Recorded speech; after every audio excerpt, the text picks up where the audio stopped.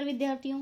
बच्चों, आज मैं आप लोगों को कक्षा 10वीं की हिंदी पाठ्य पुस्तक लोक भारती से पाठ 8 गज़ल बताने वाली हूँ। बच्चों, इस गज़ल के कवि हैं मानिक वर्मा जी। तो चलते हैं, सबसे पहले मानिक वर्मा जी के बारे में थोड़ा सा जान लेते हैं। वो इस तरह से हैं। बच्चों, इनका जन्म 1938 उज्जैन मध्य प्रदेश में हुआ था और ये हास्य व्यंग्य के सशक्त हस्ताक्षर मानिक वर्मा जी वाचिक परंपरा में प्रमुख स्थान रखते हैं। इनके व्यंग्य बड़े ही धारदार होते हैं। आपकी गज़लें बहुत ही प्रेरणादायी भी होती हैं। बच्चों, इनकी कुछ प्रमुख कृतियां हैं, वो इस तरह से हैं। गज़ल मेरी इबाबत है, आखिरी पत्ता गज़ल संग्रह है इनका, और आदमी और बिजली का खंबा, महाभारत अभी जारी है, मुल्क के मालिक को जवाब दो आदि। इनकी जो गज़ल मेरी इबाबत है, इसमें से ही इसी गज़ल संग्रह में से ये गज़ल ली गई है जो आपके पाठ में है। वो इस तरह से। बच्चों, इस पाठ की प्रस्तावना इस तरह से कि कवि इस गज़ल के माध्यम से क्या कहना चाहते हैं, देखते हैं। प्रस्तुत गज़ल के अधिकांश शेर तो आप लोग जानते ही होंगे।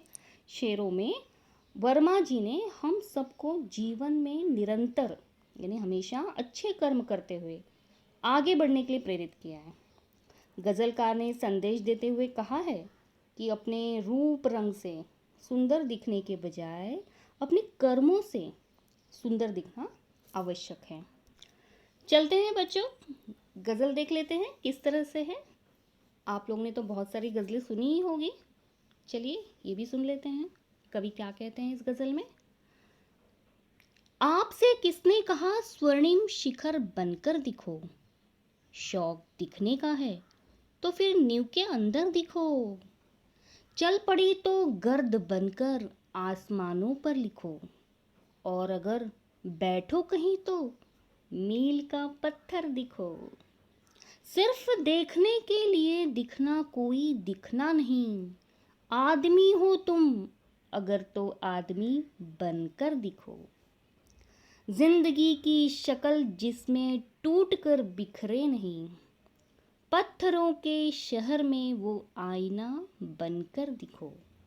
आपको महसूस होगी तब हर एक दिल की जलन, जब किसी धागे सा जलकर मोम के भीतर दिखो। बच्चों, इस पूरे पद्यांश का भावार्थ मैं एक बार में ही दे रही हूँ।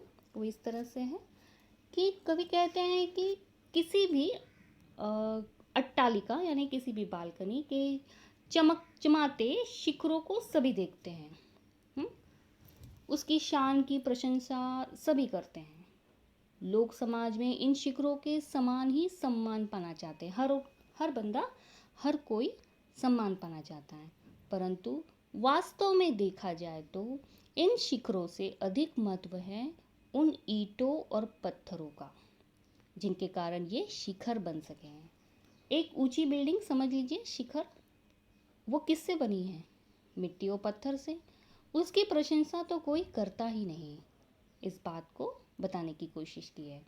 यदि हम समाज के लिए कुछ करना चाहते हैं तो प्रशंसा और वाहवाही का लोभ त्याग कर नींव की ईंटों के समान, जो नींव हमने बनाई शिखर की, उस ईंटों के समान कुछ अच्छा और मजबूत काम करें, ऐसा कवि कह रहे हैं। यहाँ पर कवि ये भी कहते हैं अगले पद्यांश में कि यदि आप मंजिल की ओर अग्रसर हैं, आगे बढ़ रहे हैं, तो अपने अच्छे कर्मों के कारण उसी प्रकार आसमानों तक छा जाओ, यानी अपने लाइफ में सक्सेस पाओ, सफलता पाओ। जैसे आंधी आने पर पृथ्वी से आकाश तक धूल ही धूल दृष्टिगोचर होती है, सभी जगह धूल ही धूल दिखाई पड़ती है, अर्थात आपके द्वारा किए गए अच्छे कामों का प्रभाव और चर्चा आपकी हर तरफ हो, इस तरह से कवि यहाँ पर कह रहे हैं। और यदि आप मंजिल की ओर बढ़ते हुए मार्ग में कहीं बैठ जाते हो तो मील के पत्थर के समान बनो, यानी उस मार्ग को प्रशस्त करने के लिए मजबूत बने। मील का पत्थर जिस प्रकार एक पथिक को अपनी मंजिल की ओर बढ़ते समय सहायता करता है, उसी प्रकार क्रियाशील न होते हुए भी आप दूसरों की हमेशा मदद करें। ईश्वर ने हमें मनुष्य जीवन दिया है, हमारा उद्देश्य केवल सजना संवरना और सुंदर दिखना नहीं होना चाहिए बच्चों। हमारे द्वारा किए गए काम सुंदर होने चाहिए। ईश्वर द्वारा प्रदत्त इस श्रेष्ठ मानव जीवन में हमें मानवीय गुणों को अपनाना चाहिए। हमारा कोई भी काम ऐसा न हो जो मानवता के दायरे से बाहर हो। समाज में सभी के प्रति हमारा व्यवहार ऐसा हो कि सारा संसार हमें एक अच्छे मनुष्य के रूप में जाने, ये बताने की कोशिश यहाँ पर हो रही है। बच्चों, हमें ऐसी शख्सियत बनना चाहिए, ऐसा इंसान मानव बनना चाहिए कि कैसी भी प्रतिकूल परिस्थिति क्यों न हो, हमें विचलित नहीं होना है। बिना टूटे, बिना बिखरे, हर परिस्थिति में डटकर सामना करें, अपने लक्ष्य को प्राप्त करें। हमें प्रत्येक मानव से सहानुभूति रखनी चाहिए। यह तभी संभव हो सकेगा जब हम उनके हर दुख तकलीफ को समझेंगे। जैसे यहाँ पर उदाहरण दिया है, मोमबत्ती का धागा सदा उसके साथ रहता है। आप लोग जानते हैं मोमबत्ती उसके साथ हमेशा जलता है। उसी प्रकार जब हम दीन दुखियों की पीड़ा को समझेंगे तो उसे दूर करने का यथासंभव प्रयास करेंगे। इस प्रकार हम अपना मानव धर्म निभा पाएंगे। इस पूरे पद्यांश में इस तरह से कहा है।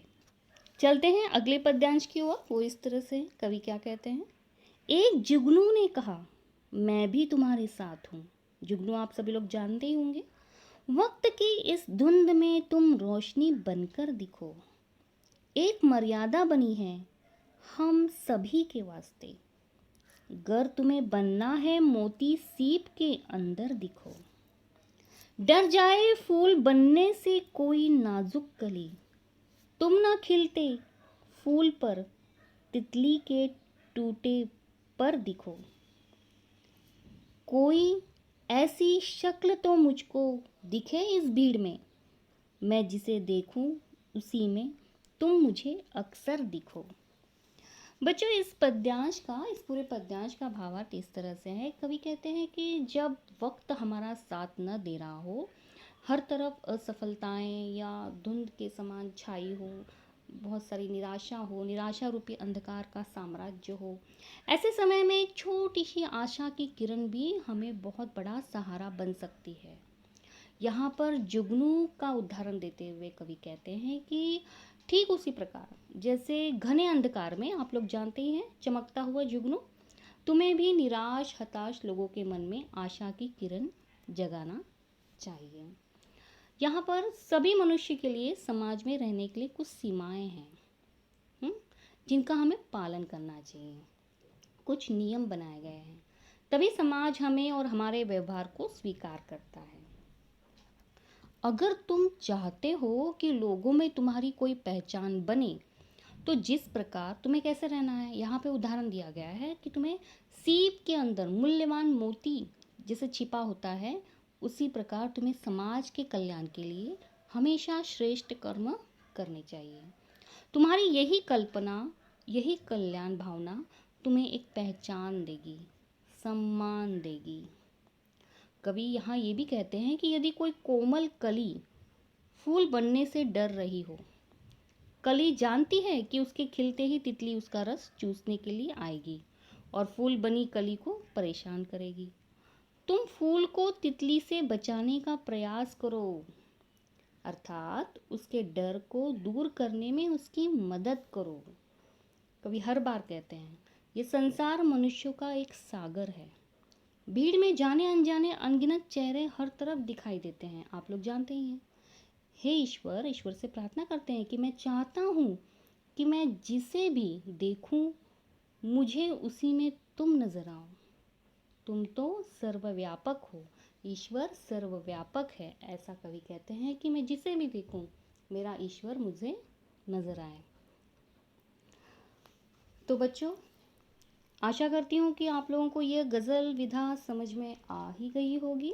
बहुत ही अच्छी बात कही है कवि ने।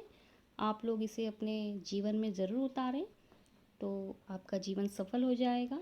इस गज़ल से कुछ न कुछ ज़रूर सीखें। तो फिर मिलते हैं अगली वीडियो में, तब तक के लिए धन्यवाद। Go and subscribe to my channel. Also press the bell icon.